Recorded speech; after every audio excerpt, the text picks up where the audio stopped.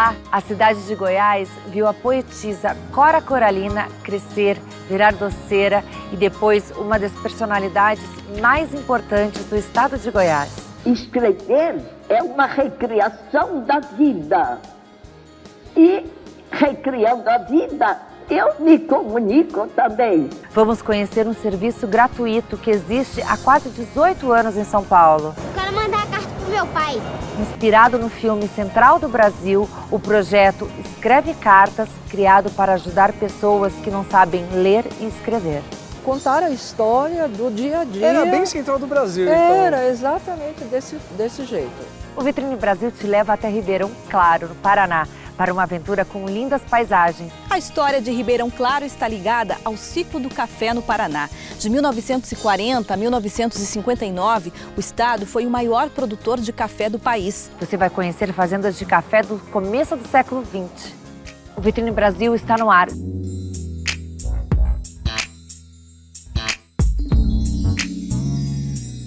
Na divisa com São Paulo, a 400 quilômetros de Curitiba e 180 de Londrina, fica Ribeirão Claro, uma verdadeira joia do turismo paranaense. A cidade é banhada pelo rio Paranapanema, represado para a construção da hidrelétrica de Chavantes.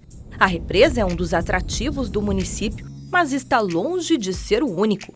O lugar respira história, um passado com cheirinho de café.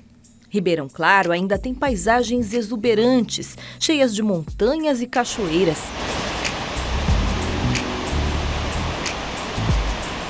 A cidade também abriga o único santuário do mundo dedicado a São Vicente Palote, fundador da Congregação dos Palotinos. O local faz parte da Rota do Rosário, um projeto de evangelização que abrange a região dos Campos Gerais e o Norte Pioneiro.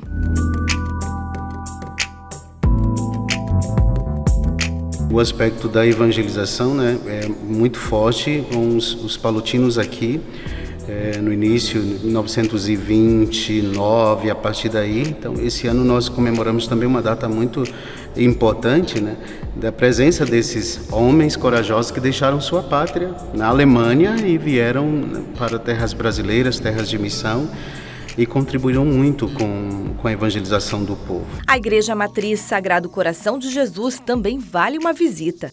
Começou a ser construída em 1920 e foi inaugurada 3 anos depois. Durante quase um século, ela passou por mudanças, mas preserva a beleza da construção original.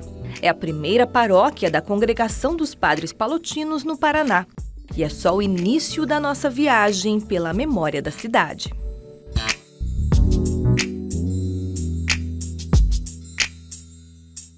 A história de Ribeirão Claro está ligada ao ciclo do café no Paraná. De 1940 a 1959, o estado foi o maior produtor de café do país. No início do século XX, os imigrantes paulistas começaram a vir aqui para a região, atraídos pela altitude e pela qualidade do solo. Eles construíram grandes fazendas de café, como esta aqui, que tem mais de 100 anos.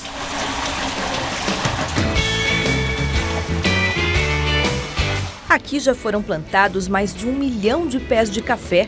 A propriedade chegou a ter 240 funcionários, já que todo o trabalho era manual. A produção anual passava das 600 mil sacas de café. O volume diminuiu depois da década de 70 e, aos poucos, a fazenda foi desativada.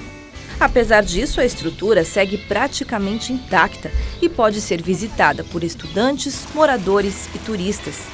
Em um passeio pelo local, dá para entender um pouco mais sobre o caminho do café depois de colhido.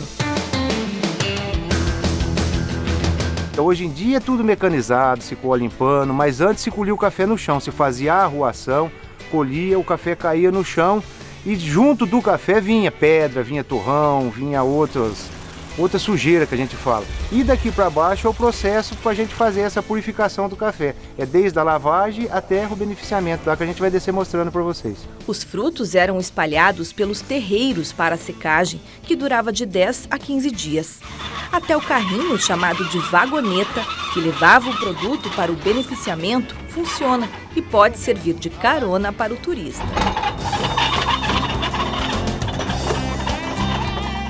Esta é a última fase do processo do café antes de ir para a venda, Sim, né, Ricardo? sim. O que acontece nessa etapa? Como você disse, é a última fase. Aqui a gente tem a primeira máquina ali, que é um aspirador, que suga o restante das impurezas. Depois a outra, que é o descascador. E essa do grande do lado da gente aqui, que é o classificador. Porque antes se classificava café por tamanho, desde o cabeça até os moquinhas. Daí em cada bica, em cada uma dessas bicas aqui, sai um tipo de café. E daqui já vai para comercialização, para os corretores, para a torrefação. Então aqui é o fim de todo esse processo que a gente desceu acompanhando desde lá de cima. E quem quiser se sentir como um verdadeiro barão do café, pode se hospedar no antigo escritório da fazenda. A casa foi decorada com objetos que ficavam na sede e adaptada para a locação, com conforto e nostalgia.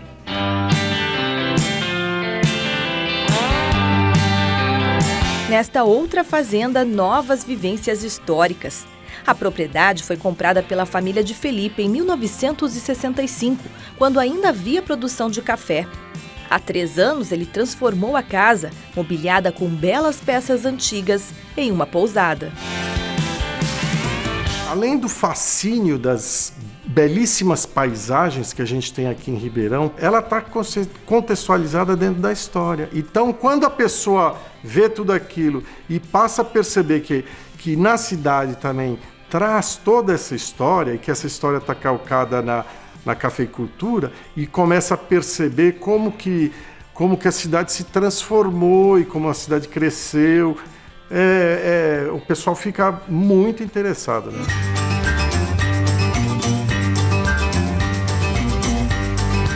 Aqui nós temos a simulação de um escritório de negociação de café. É isso mesmo, né, Felipe? Como é que funcionava esse processo, então, de negociar o café para ir para exportação? É isso mesmo, Elaine. Aqui nós estamos aqui é o nosso laboratório de degustação e classificação de café, e todo escritório que vai comercializar café, ele tem esses aparatos aqui.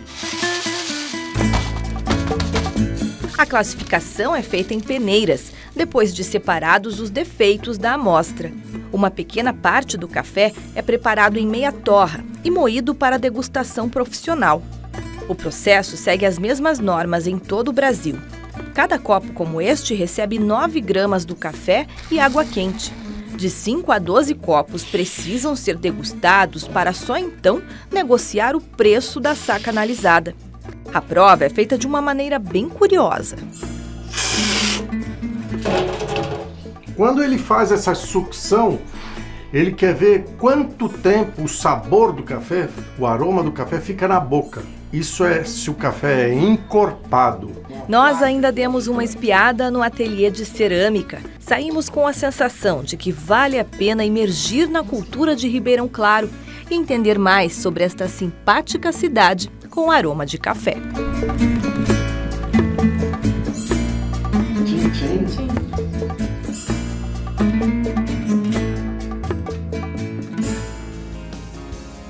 Daqui a pouco, a terra da poetisa Cora Coralina. Nós estamos agora num dos locais favoritos da poetisa, a cozinha. Todos os objetos aqui foram mantidos da forma original, como na época de Cora. A gente vai mostrar para vocês agora o fogão a lenha, aqui também o tacho de cobre, onde a poetisa fazia os seus doces que ficaram famosos na cidade.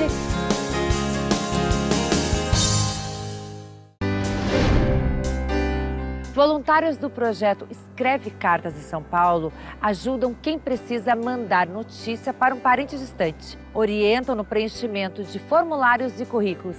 Um serviço gratuito que, apesar dos tempos modernos, tem ajudado muita gente.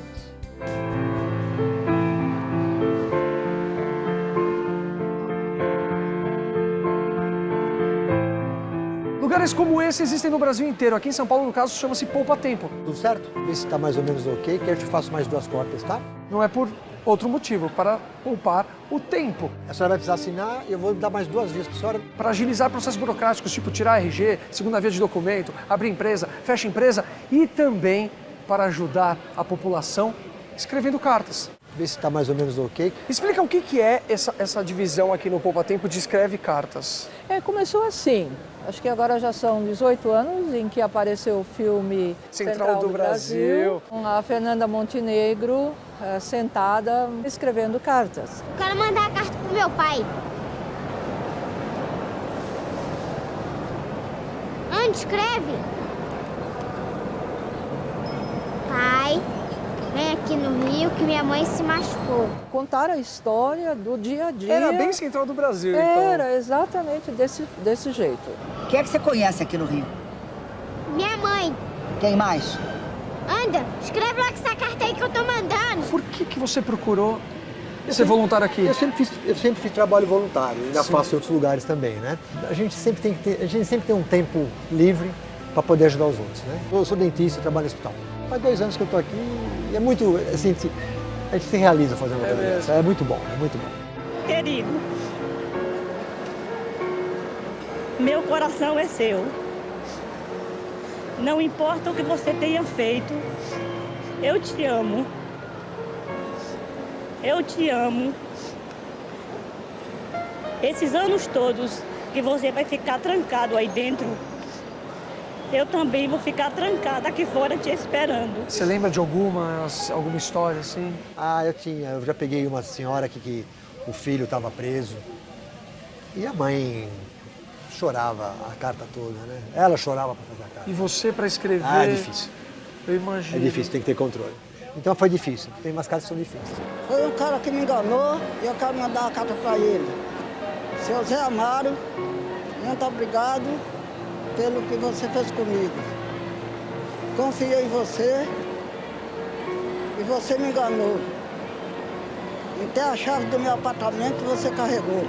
Histórias engraçadas também, no sentido que parece até surreal. Uma menina, talvez dos seus 12 anos, ela veio escrever uma carta em que ela precisava de uma casa onde tivesse terreno. E a menina veio e disse, olha, o nosso problema é que minha mãe tem um cavalo, ela tem galinhas, ela tem, que mais que era? Não era porco. Pra onde vamos com todos esses animais? Com esses animais. Cachorros tinha, fizemos a carta. Falei, o endereço?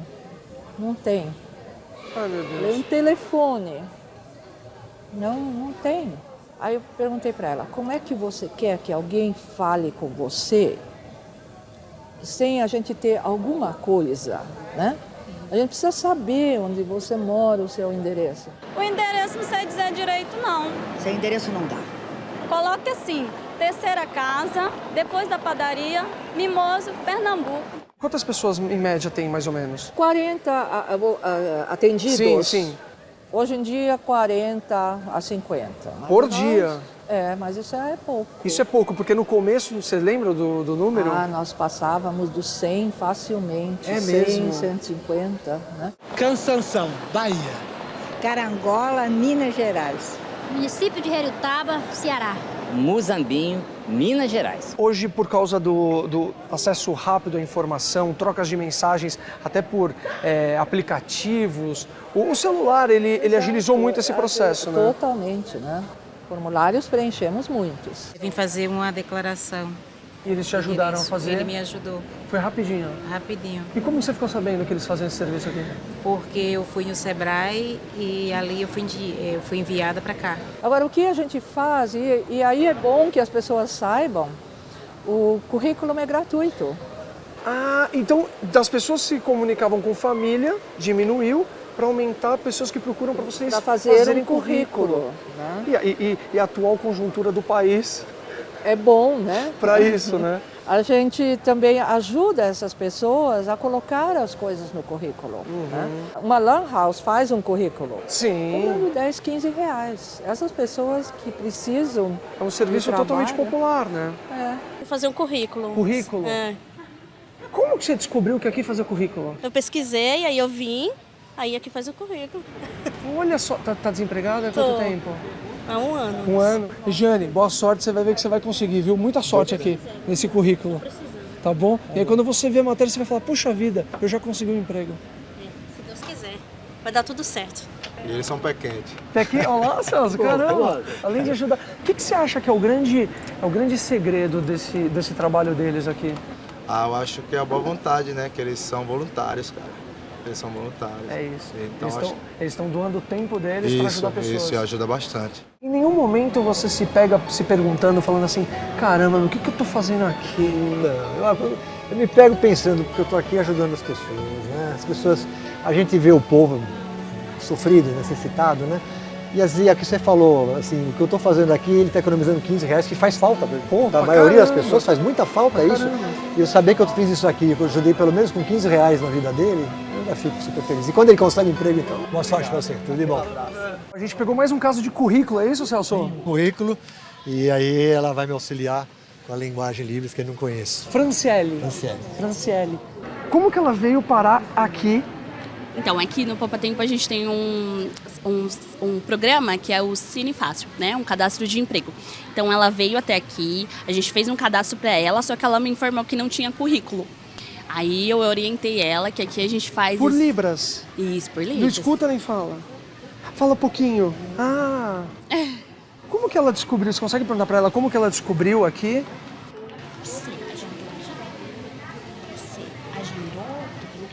Pediu ajuda onde da sua casa, telefone. Ela agendou por telefone. Por telefone, ou seja, ela usou aquele sistema de... Telefone para surdo? Em Libras. Em Libras. Sérgio, você é o interlocutor e ainda tem ela, todo mundo se ajudando. Todo mundo se ajudando. Muito obrigado e boa sorte. Histórias em que a gente sempre diz, nossa, valeu a pena. Que legal saber que ainda tem pessoas que dedicam o seu tempo, porque eu sempre falo que o tempo é o nosso bem mais valioso. Sim, exatamente. Para ajudar as pessoas. E o tempo não é o nosso Senhor, a gente é Senhor do tempo, né? Chegou a hora, chegou. Senta aqui, vem. A hora é boa e o samba começou. Pessoas que dedicam o seu tempo para ajudar outras pessoas. Como tem aqui, tem milhares de pessoas assim pelo Brasil. Casos como esse, matérias como essas, ajudam a gente a compor ainda mais a nossa vitrine desse Brasilzão.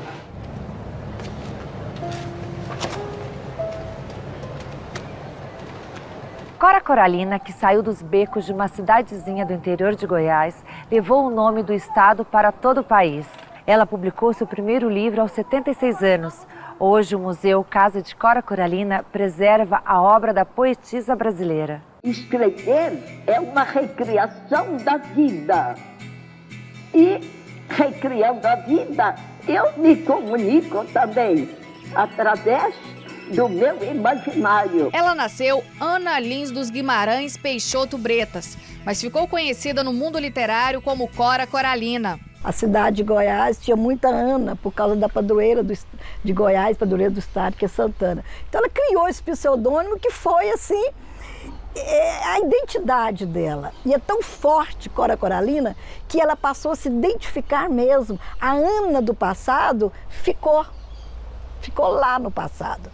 E ela se tornou uma mulher forte sendo Cora Coralina. Cora de coração vermelho e Coralina em homenagem ao rio, né? Que todo dia, como ela dizia, ela abria a janela e tomava a benção do rio todas as manhãs. O Rio Vermelho, que corta a cidade de Goiás, antiga capital do estado, foi testemunha do nascimento de Aninha e dos obstáculos que Cora precisou superar para ser reconhecida como escritora. Quando ela começou a escrever, ela mesmo fala, né, como eu começava a escrever, as pessoas atribuíam os poemas ao primo Luiz do Couto.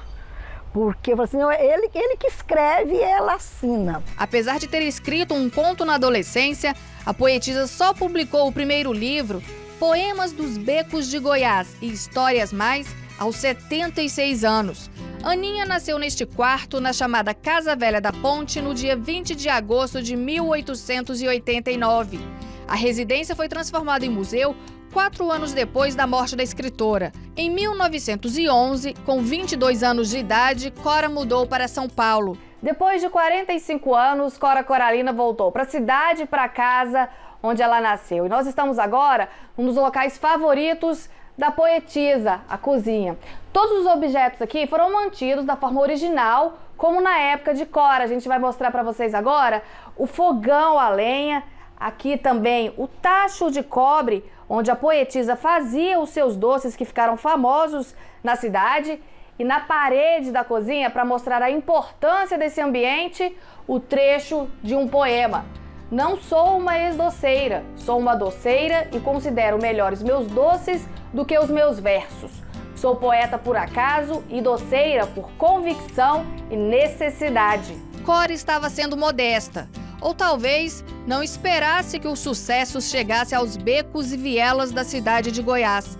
Mas no museu inaugurado no centenário da escritora, em 1989, há uma sala repleta de condecorações e medalhas. Entre elas, o título de doutor honoris causa pela Universidade Federal de Goiás. Cartas trocadas com os escritores Jorge Amado e Carlos Drummond de Andrade também fazem parte do acervo. Quando Cora publica o seu primeiro livro, Poema dos Becos de Goiás, a editora José Olímpio, como era de costume, distribuía, não é, os livros dos recém-editados para os poetas que já eram, de certa forma, consagrados. Não é? Então, o Drummond recebe um livro de Cora e ele não sabe quem é essa senhora. E ele escreve, então, uma carta para o Jornal do Brasil endereçada a ela. A pessoa mais importante de Goiás, na opinião dele, é Cora. E ela fica extremamente, lisonjeada. Cora morreu no dia 10 de abril de 1985 de pneumonia em Goiânia. O corpo está enterrado no cemitério São Miguel, mas o legado de Aninha, de Cora, da mulher doceira e operária, consegue brotar nos locais mais improváveis. Ela continua a inspirar gerações. Em 2016, surgiu o projeto Mulheres Coralinas. A lojinha da associação fica no mercado municipal e aqui tem de tudo: artesanato, bordados e, claro, os doces. Temos esse doce que é o cristalizado, tem o pastelinho que é feito de uma massa diferente, como era antigamente. Eu vesti a camisa de Cora mesmo. Gosto de vir trabalhar, gosto de participar das coisas. E para mim é muito gratificante. Nem as ruas de pedra, nem o coreto, nem as igrejas, nem o Palácio Conde dos Arcos, residência oficial dos governantes do estado até 1933. Nada disso conseguiu dar mais destaque a uma cidade do interior do Brasil no século XX do que ela, Ana, que com coragem enfrentou um a um os desafios da vida. Eu não procuro a poesia, ela é que me procura. Eu não procuro a palavra necessária, ela me vem na ponta da esferográfica. Desistir? Eu já pensei seriamente nisso, mas nunca me levei realmente a sério.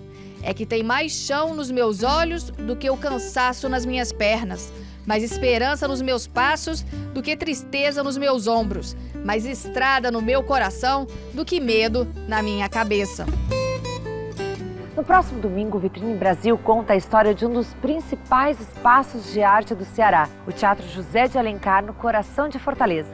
E foi exatamente sobre este palco que vários artistas cearenses foram consagrados.